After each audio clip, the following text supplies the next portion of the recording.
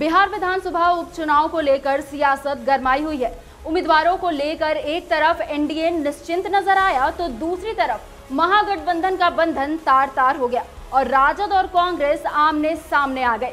देखिए बिहार की गरमाई सियासत पर यह खास रिपोर्ट। बिहार में राज्य की 2 खाली पड़ी सीटों पर 30 अक्टूबर को चुनाव का ऐलान कर दिया गया है, जबकि 2 नवंबर को इन दोनों सीटों पर काउंटिंग कर नतीजों की घोषणा कर दी जाएगी।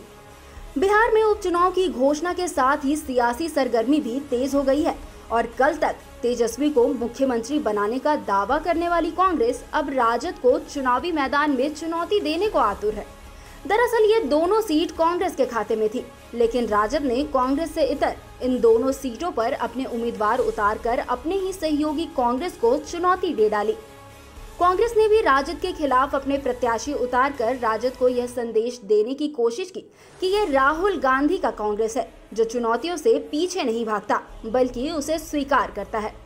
हालांकि राजद कांग्रेस पर हमलावर होने से बचती रही है, कहती है कि ये उपचुनाव राष्ट्र को एक नया संदेश देगा। गठबंधन का मामला नहीं है, मामला है बिहार में जिस तरह से सामाजिक परिवेश है और जिस तरह से देश के स्तर पर राजनीति को एक दिशा देने का काम ये चुनाव परिणाम करेगा, उसको समझने की आवश्यकता है। हम समझते हैं कि इस 2 विधानसभा के उपचुनाव से पूरे देश की राजनीति भी प्रभावित होगी और बिहार जिस तरह से बिहार की जनता बदलाव चाहती है, उस बदलाव की प्रक्रिया में राष्ट्रीय जनता दल ने एक नए सूत्र का श्री गणेश किया है। का गठबंधन है, जब हम अलग अलग रहे हैं तो गठबंधन का है कौन? हम आशिक हैं, एक तरफा प्यार करते हैं। गठबंधन था, टूट गया, वो अपने किनारे, हम अपने किनारे। मेरी सीधी लड़ाई आरजेडी से है, चूँकि जेडीयू तो चुनाव मैदान में है ही नहीं। भारतीय जनता पार्टी के लोग चाहते हैं कि जेडीयू हार जाए। चूँकि जब नीति आयोग का रिपोर्ट आया तो माननीय मुख्यमंत्री जी ने बताया कि नीति आयोग का रिपोर्ट गलत है बिहार के बारे में। उसी के कल होके भारतीय जनता पार्टी के प्रदेश अध्यक्ष संजय जायसवाल जी ने बताया कि नहीं, प्रधानमंत्री की अध्यक्षता वाली नीति आयोग का रिपोर्ट गलत हो ही नहीं सकता। बिहार सभी दृष्टिकोण से पिछड़ा हुआ है, स्वास्थ्य में सबसे ज़्यादा पिछड़ा हुआ है। इससे साफ संकेत मिला कि प्रधानमंत्री जी बता रहे हैं कि बिहार 16 साल में पिछड़ गया, इसीलिए जेडीयू को वोट मत दीजिए। मुख्यमंत्री नीतीश कुमार भी तारापुर जाकर हालात का जायजा ले चुके हैं। कुशेश्वर स्थान और तारापुर दोनों ही जेडीयू की सिटिंग सीटें हैं और नीतीश इस पर कब्जा बरकरार रखना चाहते हैं। वहीं राजद कांग्रेस की आपसी लड़ाई में नीतीश की राहें आसान हो गई है, लिहाजा एनडीए के दोनों दल जदयू और भाजपा अपनी जीत की कम और राजद कांग्रेस में चल रही नूरा कुश्ती पर ज्यादा मजे ले रही है।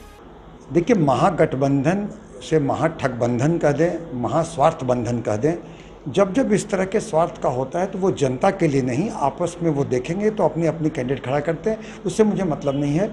ये जदयू की सीट थी, एनडीए की सीट थी, है और एनडीए की सीट रहेगी।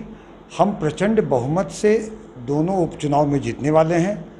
जनता का उत्साह और समर्थन हमारे साथ है और उस तरफ अगर देखेंगे तो विपक्ष की नकारात्मक राजनीति से जनता तंग आ चुकी है।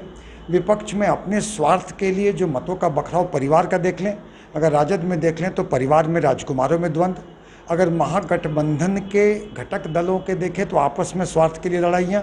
तो जनता समझ गई है कि ये जनता के लिए नहीं काम कर रहे हैं, ये अपने स्वार्थ बंधन है। इसीलिए हमें कोई इस बात में शक और गुरेज नहीं है कि हम प्रचंड बहुमत से दोनों उपचुनाव जीतेंगे।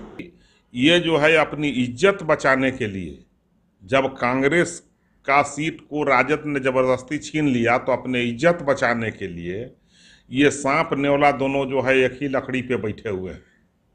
ये जो है गठबंधन तो भाजपा के डर से ही लोग किए हुए हैं। ये लोग प्यार का गठबंधन और नीति नियत का गठबंधन थोड़ी है।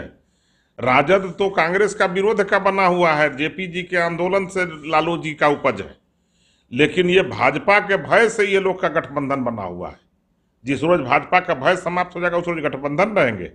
ये जब तक बीजेपी सत्ता में रहेगी, केंद्र में और विकास करते रहेगी, तब तक इनका गठबंधन बना रहेगा। बिहार का ये उपचुनाव कई मायनों में दिलचस्प होता जा रहा है। चिराग पासवान ने उपचुनाव में अपने उम्मीदवार खड़े कर दिए हैं। जाहिर है चिराग के इस ऐलान ने कहीं ना कहीं जेडीयू की टेंशन बढ़ा दी है। तो वहीं राजद कांग्रेस भी इस चुनाव में आमने सामने आकर एक दूसरे के लिए टेंशन बन चुकी है। समाचार प्लस के लिए पटना से एसके राजीव की रिपोर्ट। समाचार प्लस, खबर वही जो हमने कही।